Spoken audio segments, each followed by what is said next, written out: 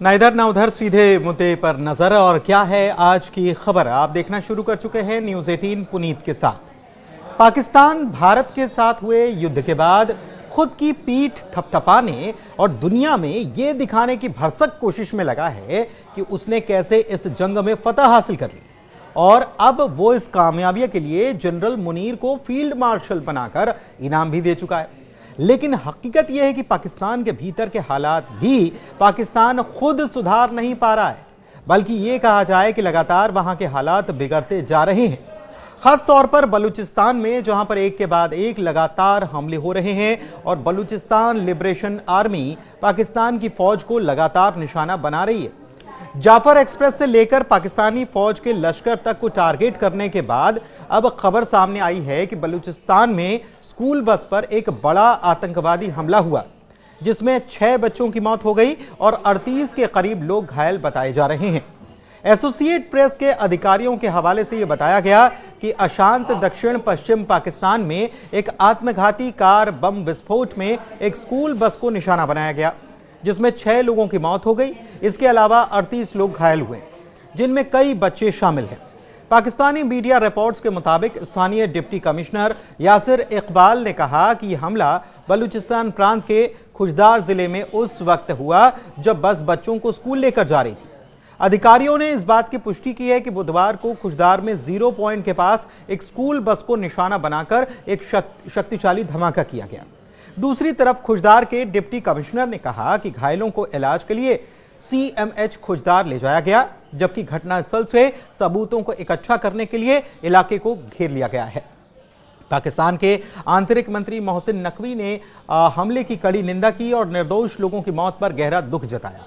उन्होंने कहा है कि हमारी संवेदनाएं उन बच्चों के शोक संतप्त परिवारों के साथ है जिन्होंने अपनी जान गंवाई। उन्होंने हमलावरों को ऐसा जानवर बताया जो किसी दया के पात्र नहीं है।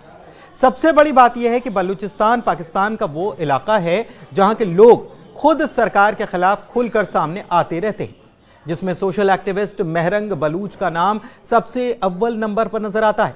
और वहां ऐसे लोगों पर जुल्म ढहाने की सैकड़ों कहानियां सुनने को मिलती है, जिसमें बताया जाता है कि कैसे बलोच लोगों को घर से उठाकर पाकिस्तानी फौज ले जाती है और फिर उनकी लाश तक नसीब नहीं होती। लेकिन अब बलूचिस्तान में जो आतंकी हमला हुआ है वो एक बड़ी साजिश की तरफ साफ इशारा करता है। सवाल यह भी उठता है कि आखिर बच्चों को निशाना बनाने के पीछे किन लोगों का हाथ है और इससे वो क्या हासिल करने की तैयारी कर रहे हैं। लेकिन इस बीच पाकिस्तान में अमेरिकी प्रभारी नताली बेकर ने खुशदार में बच्चों को ले जा रही बस पर हुए हमले की कड़ी निंदा की है। और बुधवार को खुशदार में हुए हमले के बाद अमेरिकी राजदूत नताली बेकर ने सोशल मीडिया एक्स पर एक बयान भी पोस्ट किया है। इस बयान में कहा गया है कि हम पाकिस्तान के नेताओं के साथ मिलकर बलूचिस्तान के खुशदार में एक स्कूल बस पर हुए क्रूर और बर्बर हमले की निंदा करते हैं। इसके साथ ही बयान में यह भी कहा गया कि निर्दोष बच्चों की हत्या समझ से परे है। हम उन परिवारों के प्रति दुख व्यक्त करते हैं जिन्होंने अपने प्रियजनों को खो दिया और घायलों के शीघ्र स्वस्थ होने की प्रार्थना करते हैं। बेकर ने अपने बयान में कहा कि किसी भी बच्चे को स्कूल जाते समय डर में नहीं रहना चाहिए। हम पाकिस्तान में उन लोगों के साथ खड़े हैं जो इस हिंसा को समाप्त करने के लिए काम कर रहे हैं।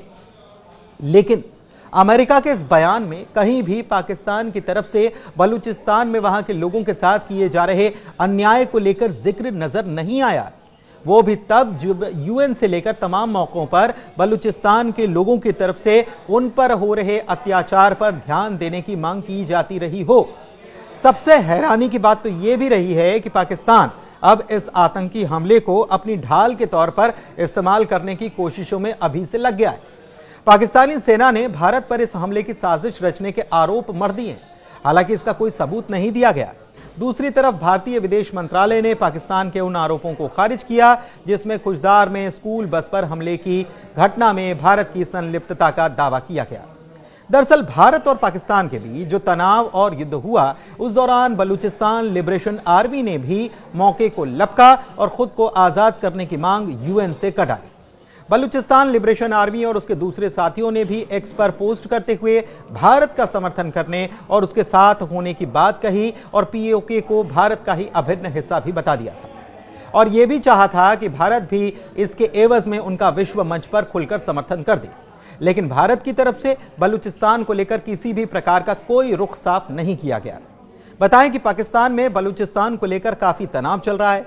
पाकिस्तान से अलग होकर देश बनना चाहता है बलूचिस्तान।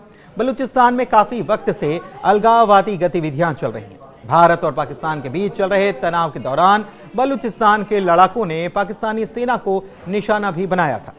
दुनिया जानती है कि पाकिस्तान आतंक का गढ़ रहा है और वो इसे भारत के खिलाफ इस्तेमाल करता रहा है। पाक की ओर से भेजे गए आतंकियों ने हाल ही में जम्मू कश्मीर के पहलगाम में हमला किया था। इसमें 26 पर्यटकों की जान गई थी। लेकिन अब पाकिस्तान खुद भी आतंक का शिकार बन रहा है, क्योंकि पाकिस्तान में इस साल में कई बार आतंकी हमले हुए। यही वजह है कि पाकिस्तान अब खुद को आतंकवाद का पीड़ित बताने में लगा हुआ। पहलगाम के हमले के बाद भी पाकिस्तान ने यही बात दुनिया के सामने दोहराने की कोशिश की थी। लेकिन आपको बताएं कि बलूचिस्तान में लंबे समय से लॉ एंड ऑर्डर के हालात बेहद नाजुक हैं। यहां पर कई अलगाववादी समूह हमले करते रहते हैं, जिसमें बलूचिस्तान लिबरेशन आर्मी यानी कि BLA भी शामिल है। दरअसल संयुक्त राज्य अमेरिका ने साल 2019 में BLA को आतंकवादी संगठन घोषित किया था। लेकिन हैरानी इस बात की है कि फिर भी पाकिस्तान राज्य प्रायोजित आतंकवाद से बाज नहीं आता। वो अभी भी भारत के खिलाफ आतंकी हमलों को अंजाम देता है, जबकि खुद बर्बादी के मुहाने तक वो पहुंच चुका है।